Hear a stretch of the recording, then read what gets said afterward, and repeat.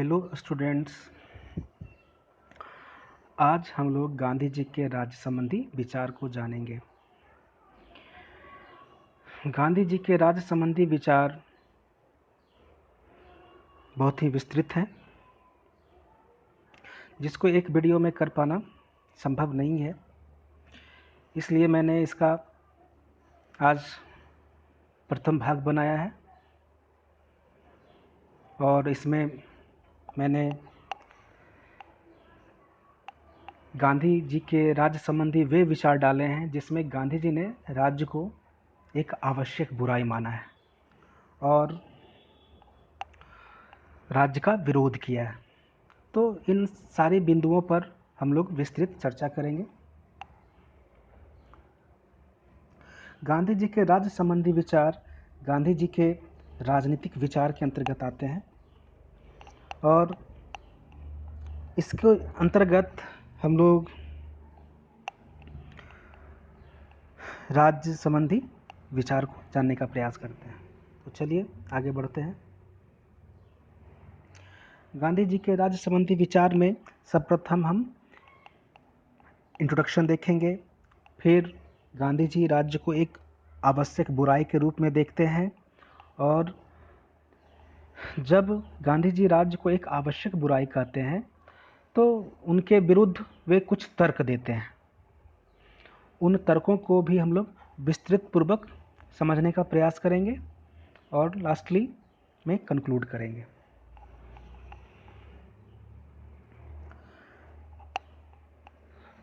तो गांधी जी के राज्य संबंधी विचार के परिचय के अंतर्गत थोड़ा सा हम ये जान लें कि गांधी जी के दर्शन में आध्यात्मिकता एवं राजनीतिक विचार का जो है परस्पर संबंध देखने को मिलता है।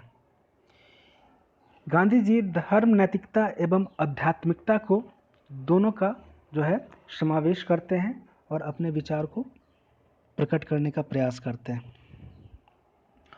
उनके विचारों में दार्शनिक अराजकतावादी टोल्स्टॉय का जो है अमिट प्रभाव देखने को मिलता है। ऐसा इसलिए क्योंकि गांधी जी टोल्स्टॉय की रचना उनसे बहुत ही ज़्यादा प्रभावित थे, जिसमें वार एंड पीस तथा the kingdom of God is with in you, ये दो रचनाएं हैं जिनका व्यापक असर गांधी जी के विचारों पर पड़ा है। यहाँ पर एक चीज़ और कहना चाहूँगा, यहाँ पर एक अराजकतावादी शब्द का उपयोग किया गया है।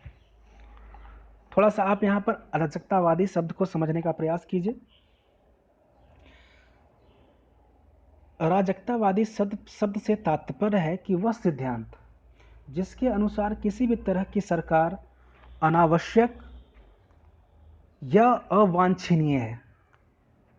इसमें साधारणतः यह तर्क दिया जाता है कि मनुष्य मूलतः एक विवेकशील प्राणी है, निष्कपट है और धर्मपरायण प्राणी है, अर्थात धर्म के प्रति उसकी आस्था है, न्याय के प्रति आस्था है। अतः यदि समाज सही ढंग से संगठित हो तो किसी भी प्रकार के बल प्रयोग की जरूरत नहीं पड़ती है और इस ऐसी हालत में जो है सरकार का अस्तित्व निरर्थक माना जाता है। यानी कि वहाँ पर किसी भी सरकार की आवश्यकता नहीं है। क्यों नहीं है? क्योंकि मनुष्य स्वयं विवेकशील प्राणी है, निष्कपट है, उसके मन में किसी भी प्रकार का छल प्रपंच नहीं है और वो न्याय परायण है, अर्थात वो न्याय संगत है, वो सबके साथ न्याय ही करेगा। तो जैसा हम लोग जानते हैं कि सरकार के द्वारा ही हर चीज की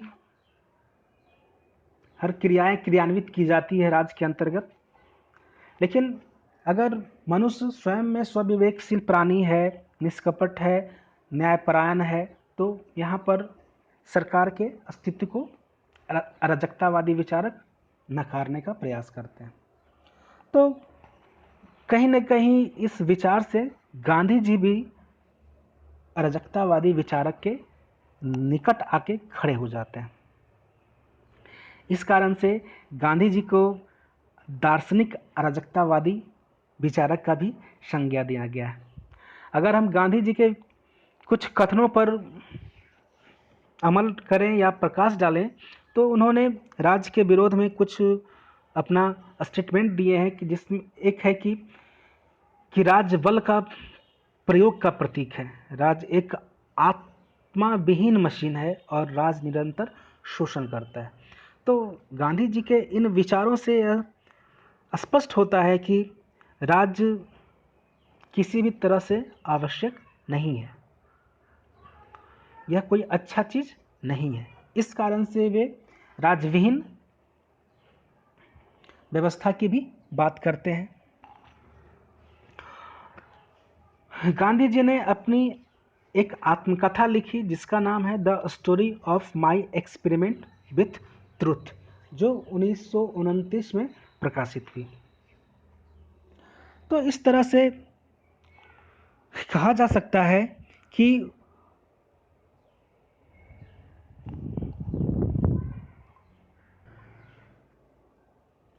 अराजकतावादियों के समान वे राज्यहीन समाज को आदर्श मानते थे, किंतु वे क्रांतिकारी अराजकतावादी ना होकर सत्य एवं अहिंसा के पुजारी थे। वह हिंसा के द्वारा नहीं बल्कि अहिंसा के आधार पर एक नवीन और नए आदर्श समाज या राज्य का निर्माण करना चाहते थे। इस राज्य के संबंध में गांधी जी ने कहा है कि इस राज्य में प्रत्येक व्यक्ति अपना शासक होगा। वह अपना शासन इस प्रकार से करेगा कि वह अपने पड़ोसी के लिए भी कभी बाधा ना बने। गांधी जी ने अपने आदर्श राज्य को राम राज्य का संज्ञा दिया है, या इसको दूसरे शब्दों में कह सकते हैं कि राज्य विहीन लोकतंत्र कहा है, जो हम अगले पॉइंट में पढ़ेंगे। अब आगे देखते हैं। गांधी जी ने राज्य को एक आवश्यक बुराई कहा है। आवश्यक इसलिए कहा है क्योंकि राज्य हमारे लिए एक जरूरत है, और बुराई इसलिए कहा है क्योंकि इसमें बहुत सारी कमियां हैं। गांधी जी अराजकतावादी होने के कारण राज्य का जो है घोर विरोध करते हैं। उनका यह मानना है कि राज्य अनावश्यक बुराई है, क्योंकि यह मानव जीवन के मूल्यों का विनाश करता है। उन्हें नैतिक, आर्थिक, दार्शनिक, ऐतिहासिक सभी दृष्टियों से राज्य को निरर्थक एवं निस्सार घोषित करता है।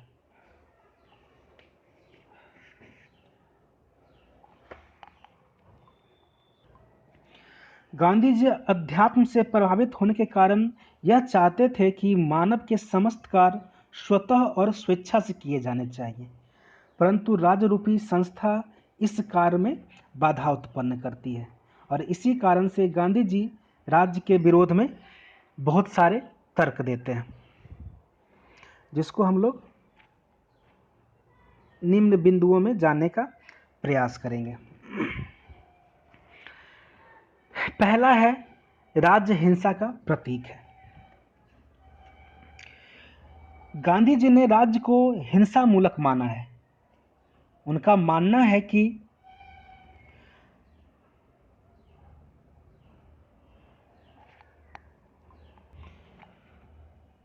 राज्य का आधार पाशविक शक्ति है। वह सेना, पुलिस और न्यायालय की शक्तियों का प्रयोग करके व्यक्ति को अपनी इच्छा अनुसार कार्य करने के लिए विवश करता है। इस कारण से गांधी जी ने राज्य का विरोध किया है, और उन्होंने यह तर्क दिया है कि राज्य हिंसा का केंद्रीय एवं संगठित रूप है। व्यक्तियों में आत्मा होती है, पर राज्य जो है आत्माहीन यंत्र है। वह हिंसा पर जीवित रहता है और उसे हिंसा से पृथक नहीं किया जा सकता, क्योंकि उसकी उत्पत्ति ही हिंसा से हुई है, और इस कारण से वे राज्य को हिंसा का प्रतीक मानते हैं। उन्होंने यह भी कहा है कि राज्य का स्वरूप कितना ही लोकतांत्रिक क्यों न हो, उसका मूल स्वभाव हिंसा है। इनमें शोषण का भाव ही निहित होता है, और शोषण का दंश हमेशा निर्धन जनता ही झेलती है। इस तरह से उन्होंने राज्य को हिंसा का प्रतीक मानते हैं। दूसरे पॉइंट में हम लोग देखेंगे कि राज्य व्यक्तिगत स्वतंत्रता का विरोधी है। इस पॉइंट के अंतर्गत गांधी जी व्यक्ति की स्वतंत्रता का प्रबल समर्थक हैं, जबकि राज्य व्यक्तिगत स्वतंत्रता का विरोधी है। गांधी जी का मानना है कि व्यक्ति को अपने आध्यात्मिक विकास के लिए पूर्ण स्वतंत्रता की आवश्यकता होती है, किंतु राज्य कानून के रूप में अपनी बाध्यकारी शक्ति का प्रयोग करके व्यक्ति की स्वतंत्रता का हनन करता है। अतः राज्य की निंदा करते हुए गांधी जी कहते हैं कि यद्यपि प्रत्यक्ष रूप में जान पड़ता है कि राज्य कानून द्वारा शोषण को कम करके जनता का हित करता है, तथापि यह सत्य है कि वह मानव व्यक्तित्व का विनाश करके मानव जाति का अधिकतम हानि करता है। तो इस दृष्टिकोण से हम देखते हैं कि राज्य हमेशा व्यक्ति के स्वतंत्रता का जो है विरोध करता है, उसके मार्ग में बाधा उत्पन्न करता है। इस कारण से गांधी जी राज्य का विरोध करते हैं। तीसरे पॉइंट के अंतर्गत देखेंगे कि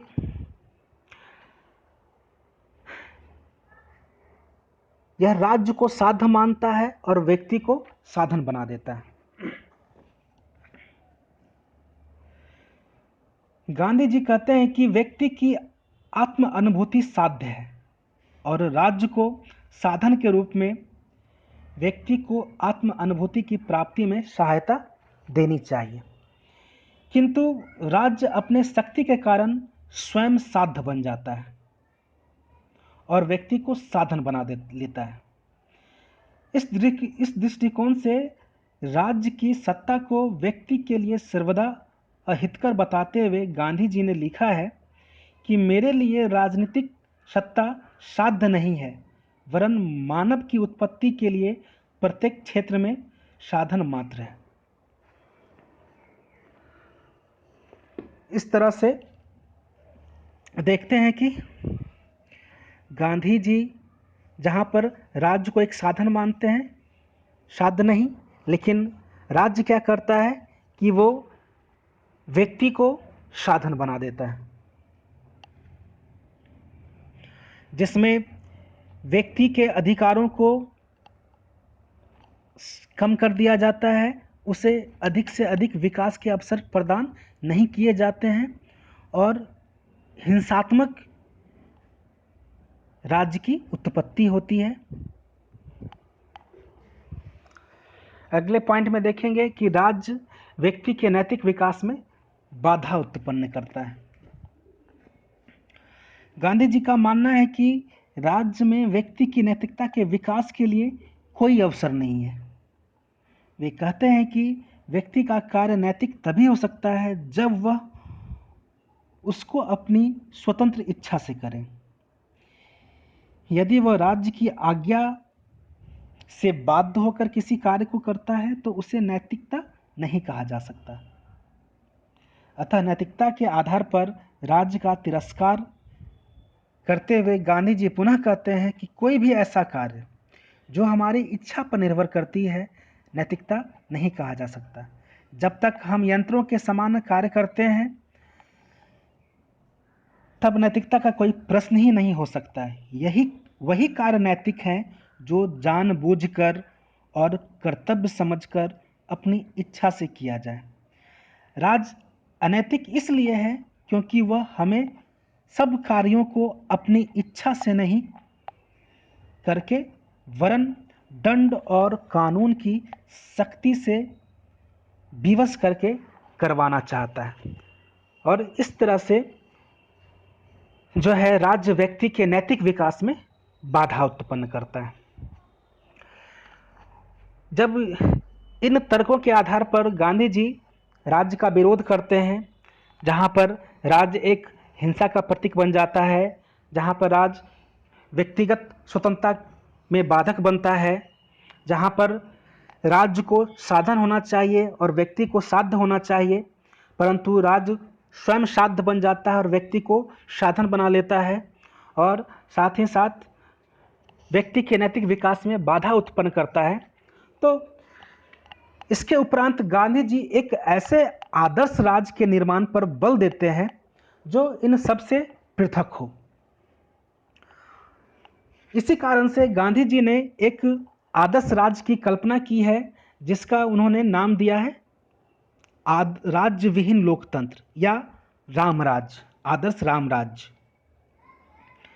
जिसमें गांधी जी उन सभी कमियों को दूर करके एक ऐसे राज्य की स्थापना करना चाहते हैं जिसमें व्यक्ति का सर्वांगीण विकास हो, वहाँ पर अहिंसा का पालन हो, न्याय की स्थापना की जाए, लोगों के नैतिक विकास के लिए अवसर उपलब्ध कराए जाएं, और साथ ही साथ व्यक्ति की जो स्वतंत्रताएं हैं उसकी खुली छूट दी जाए, जिससे उनका सर्वांगीण विकास संभव हो सके।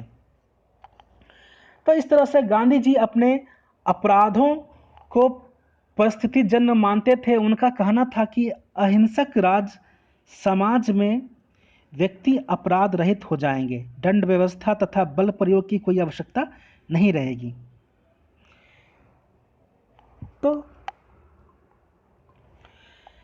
इस तरह से गांधी जी राज्य के विरोध में निम्न तर्क प्रस्तुत करते हुए यह आशा प्रकट करते हैं कि राष्ट्रीय जीवन को पूर्ण बनाकर व्यक्ति को आत्म अनुशासित बनाया जा सकता है। इस अवस्था में राज्य और राजनीतिक सत्ता की कोई आवश्यकता नहीं होगी। गांधी जी स्वयं कहते हैं कि राजनीतिक सत्ता का अर्थ है राष्ट्र के प्रतिनिधियों द्वारा राष्ट्रीय जीवन को नियमित करने की क्षमता। यदि राष्ट्रीय जीवन इतना पूर्ण हो जाए कि व्यक्ति स्वयं ही नियमित और आत्म अनुशासित बन जाए, उन पर किसी तरह की बाध्यता ना हो, वे स्वयं अपने कार्यों को स्वतः करें और नियमित करें और साथ ही साथ अहिंसात्मक रूप से करें, तो प्रतिनिधित्व की आवश्यकता नहीं रह जाएगी। और जब जब प्रतिनिधित्व की आवश्यकता नहीं रह जाएगी, तो यह अवस्था ज्ञानमय अराजकता की होगी। यह ऐसी आदर्श अवस्था होगी जिसमें ना तो राज्य होगा और ना ही राजनीतिक सत्ता, अर्थात व्यवस्थाएं जो हैं वो राज्य विहीन हो जाएंगी। और कहा जा सकता है कि इस तरह की व्यवस्था को स्थापित करने के लिए ही जो है गांधी जी एक आदर्श राज्य की कल्पना करते हैं, जिसमें उन सारी कमियों को दूर करने का प्रयास करते हैं जिससे जो है एक राज्यविहीन समाज की स्थापना हो सके। तो गांधी जी के आदर्श राज्य की अवधारणा की चर्चा हम लोग नेक्स्ट वीडियो में करेंगे, और इस तरह से ये लेक्चर समाप्त होता है। धन्यवाद।